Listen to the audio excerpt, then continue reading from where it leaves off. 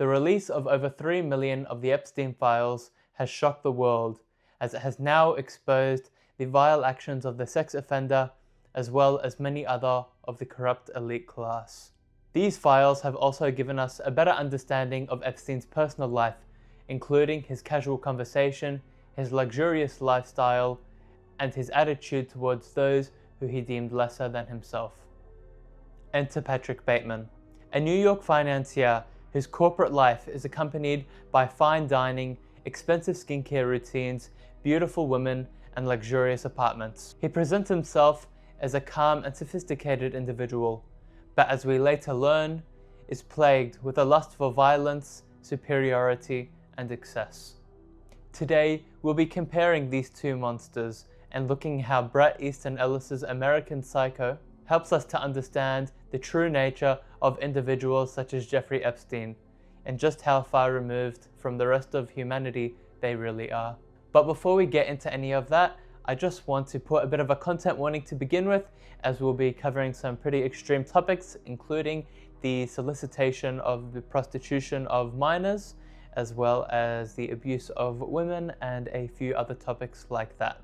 So if that sounds like too much for you, then that's completely fine, and hopefully we'll see you in another video.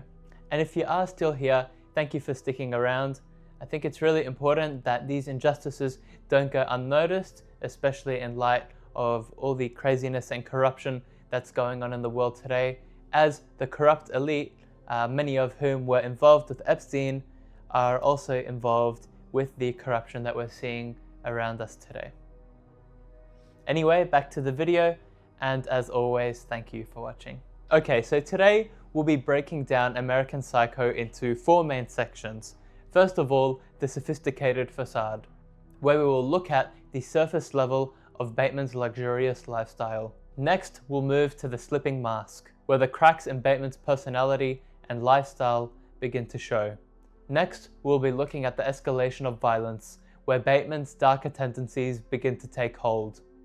And finally, this is not an exit, which we'll be discussing more at the end of the video.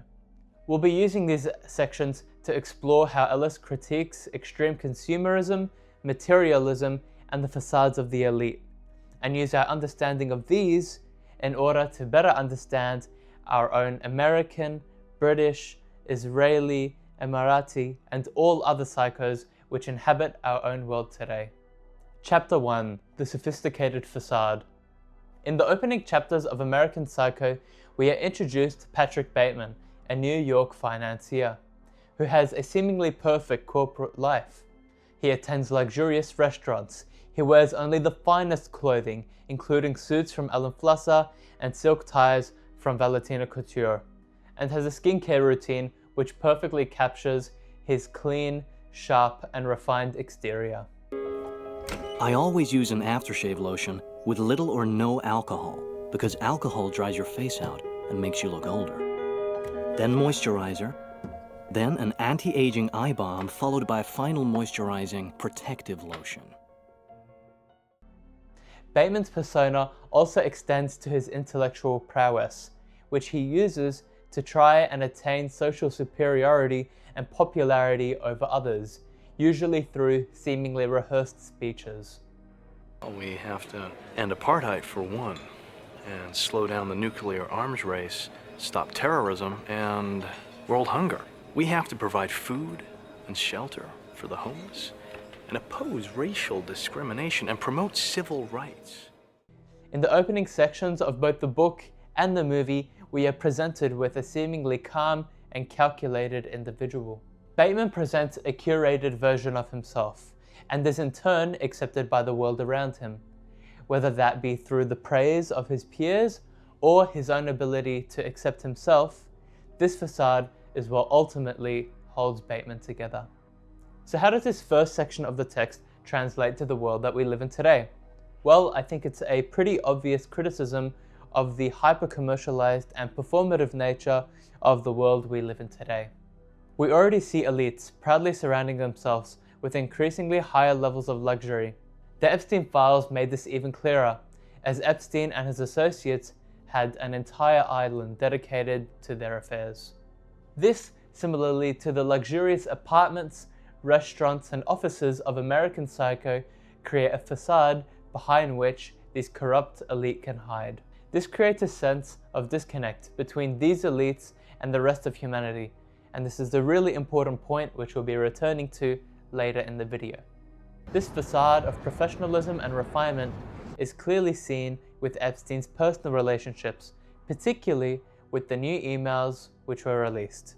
Here's a couple just to get that point across. Here we have Epstein communicating with individuals including politician Peter Mandelson and subsequently Bernie Ecclestone, the Formula One Group founder, where they discussed Jeffrey attempting to acquire Silverstone, the British Grand Prix racetrack.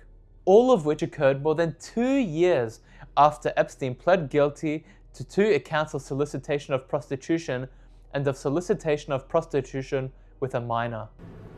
I pled guilty to solicitation of prostitution. A huge number of emails and text messages has been released, which include Epstein being offered to buy properties and discussions revolving around his time in Paris. Now we can see these emails are presenting a seemingly calm and reasoned individual who, like Patrick Bateman, is pursuing a life of luxury and power through the involvement in various industries, including entertainment, politics, and finance, although on a much larger scale. But we all know that this refined exterior was only one side of the financier, and was a facade which he hid behind so that he and his associates could commit some of the most vile crimes known to man. Ultimately, Epstein created an elitist network which promoted luxury and excess in all of its most evil forms, whether that be lavish parties, hunting trips, or even more vile acts such as the solicitation of prostitution of minors. Part 2. The Slipping Mask. So, now that we can recognize the facades behind which these elite hide, we are able to watch these masks slip and see them for what they truly are. Bateman is the perfect example of these corrupt and dangerous individuals. As we can see, he becomes increasingly unstable as his curated facade begins to show cracks. As the text progresses, Bateman's internal monologues become more commonplace, and we can see that he does not have the stable or confident state of mind which we initially thought that he did, as his desire for excessive admiration and superiority over all others begins to take shape. Patrick, how thought-provoking. And of course, we have to talk about the infamous business card scene. Look at that subtle off-white coloring. The tasteful thickness of it. Oh my God. It even has a watermark.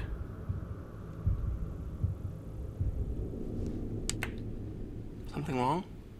Patrick? You're sweating. Bateman's internal monologue in this scene shows us just how desperately he wishes to be recognized, and how the challenging of his superiority drives him to the brink of psychosis. This psychosis pushes Bateman closer and closer towards his breaking point. Dorsia, an exclusive restaurant which you hear about throughout the text, is evidence of this. Dorsia. Yes, I know it's a little late, but is it possible to reserve a table for 2 at 8 or 8:30, perhaps?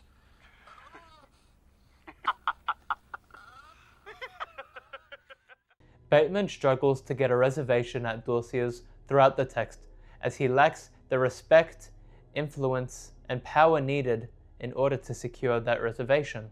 This creates a sense of panic within Bateman, as his entire personality is built upon the idea of superiority over others, and his inability to get this reservation shows us the futility of his existence. And upon hearing that Paul Allen, one of his co-workers, was able to get a reservation at Dorsia's, Bateman is driven to the brink of frenzy. He has spent his entire professional life appeasing others, perfecting his routines, sculpting his body, and constructing his self-image to get ahead of others, and yet, despite his best efforts, he is unable to, and Paul Allen constantly overshadows him, whether that be in the infamous business card scene or in his ability to get a reservation at Dorsia's. This fuels the rage within Bateman, which later erupts in outbursts of extreme violence. And again, this is reflected in our own world of corrupt elites, particularly with the interactions between Maria Farmer and Jeffrey Epstein. In 1996, Maria Farmer was in the possession of nude photos of both her 12 and 16-year-old sisters. These photos were allegedly stolen by Jeffrey Epstein at the time. Now remember, this was in 1996, years before Epstein pled guilty to anything at all. So the public finding out that he had stolen these photos could have huge ramifications, including losing his social standing, financial deals, and having his reputation destroyed. In order to save himself from this, we saw his seemingly calm and professional facade slip, and he, according to Maria, threatened to burn down her family's home. Maria Farmer went directly to the FBI and reported all of these events, but no proper investigation took place at the time. So make of that what you will.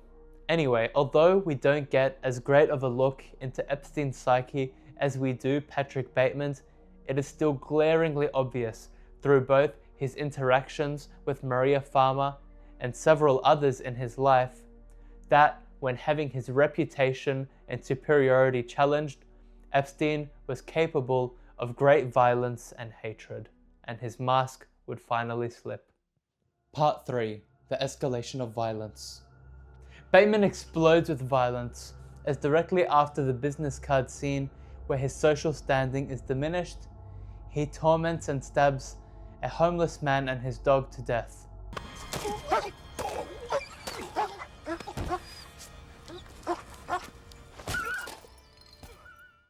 This violence then escalates even further, as following the business card scene and his issues with dossiers, Bateman's resentment for Paul Allen reaches a tipping point, and he invites him to his home before violently killing him with an axe.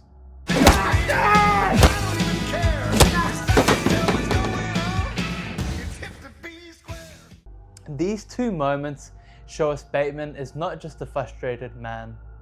He is envious and fearful and desires superiority over others no matter the cost. In order to recuperate his lost superiority, he torments the weakest in society, taking advantage of them for his own sick pleasure and gain. And before he kills Paul Allen, he flexes his apartment and his seemingly great musical knowledge with his analysis of hip to B square. Again, Bateman perfectly reflects reality. Looking back at the Maria Farmer incident, in order to assert his superiority over Maria, Bateman used threats of extreme violence, completely abandoning any sort of humanity he had remaining in him, in the pursuit of forbidden desires, which he believed he and the corrupt elite surrounding him had the right to. Furthermore, this violent nature, being hidden behind a calm and reasonable facade, allowed him to rise in society and evade the law for decades. And he lived as if the laws, emotions, and pains of those who he used and abused were less than him. This manifested itself in the ugliest way possible, with the use and abuse of children, women, and other innocents, including through prostitution. But a key factor that we need to note in both Epstein and Bateman's situations is that the violence is ultimately inevitable. These hyper-commercialized societies are riddled with a sickness, as one's worth over another is determined by their access to the exclusive and rare. This is what leads Bateman to killing Paul Allen over business cards and restaurant reservations, and what leads Epstein towards pedophilic tendencies, which he believes he and the other corrupt elites around him had the right to. Part 4. This is not an exit. Following the brutal death of Paul Allen, Bateman descends into a manic episode where he completely loses touch with reality. He's mistaken for Paul himself and hallucinates, now completely unsure if he even killed Paul Allen in the first place. This state of fear and panic, and the fear of losing his social standing, ultimately leads Bateman to admitting to the murder of Paul Allen. And, Paul Allen. I killed Paul Allen with an axe in the face. His body is dissolving in a bathtub in Hell's Kitchen. But nothing happens. The world around Bateman dismisses him and brushes his confession aside as a joke. In fact, it's never even revealed if the murders really took place. When Bateman returns to Allen's apartment, he finds it spotless, with no evidence of the corpses he had hidden there, and Bateman's lawyer even claims to have recently met with Paul Allen. But the question, I think, is not whether the murder really took place. I don't think that's really the point. The question is, would anybody even care? And that brings us to the tragic reality of our world today. Even after he was charged with the solicitation of a minor for prostitution, a huge number of elite maintained contact with Epstein, including but not limited to Prince Andrew, Bill Gates, Larry Summer, Reid Hoffman, Noam Chomsky, Bill Clinton, and of course, Donald Trump. The tragic reality is that these individuals, although uncharged, were at a minimum aware of the vile acts in which Epstein was engaging in, and lacked the humanity to properly consider the impact which Epstein had had on countless women and children. But even after admitting this, there is no catharsis. My punishment continues to elude me, and I gain no deeper knowledge of myself. No new knowledge can be extracted from my telling. This confession has meant nothing. And that's why we need to keep talking about this. We can't be like the world which surrounds Bateman. We can't let all of these injustices go unheard. And we are going to make sure that these people are not forgotten and that these corrupt elites are eventually held to justice. Now, this was a very heavy topic for today, so thank you for sticking around. If you are still here, I think it's really important to continue to have these conversations, especially if those in power are going to, just brush over it as they have in the media. And hopefully someday the women and children and all others who were impacted by these terrible, terrible crimes do see some sort of justice. Anyway, I think that's all I have for today. I'm going to try alternate between these heavier topics and then some lighter ones, hopefully some Lord of the Rings and Dune and all that sort of thing. Thank you if you stuck around this long. And I think that's all. Thank you for watching, and I will see you in the next one.